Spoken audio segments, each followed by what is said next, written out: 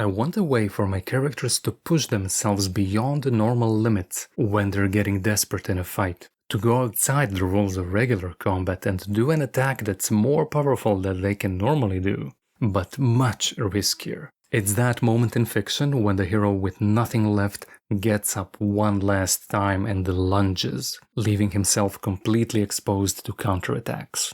If this maneuver fails, he's as good as gone, but if it works, it's going to turn the tide. In the games I've played, there weren't any mechanics that would enable this. So, inspired by a house rule from Renegade Rolls in my previous video, I made my own. It's system-agnostic, dramatic, and I named it Desperate Strike. When in dire circumstances, a PC may do a Desperate Strike. This is a melee attack which automatically hits and deals maximum damage, no rolls required. If you do 1d8 plus 2, that's 10 damage. However, if the target survives, you're in trouble. It gets to immediately strike back, automatically hitting and doing critical damage to the PC. So they would still roll for the damage, but the hit is automatic. And in addition, all enemies can attack the PC with advantage for 1 round. But if the PC was successful and the target dies, the remaining enemies have disadvantage instead. Alright, that's the rule itself. Let's consider some details on how to use it.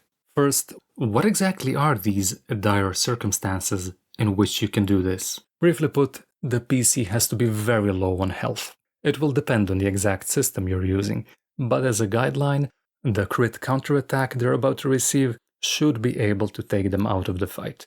If not, there should at least be several enemies nearby who will use that attack with advantage they get to do. For this to be fair on the players, the GM needs to clearly describe how injured the NPC is. I'm not a fan of giving the exact hit points, but you should definitely say something like, oh, they're barely standing. And what if the PC or the NPC have used up their attacks already? Doesn't matter, let them have it. I might only require the PC's last attack to have missed. That's what pushes them into desperation. So that was melee. What about ranged or magical attacks?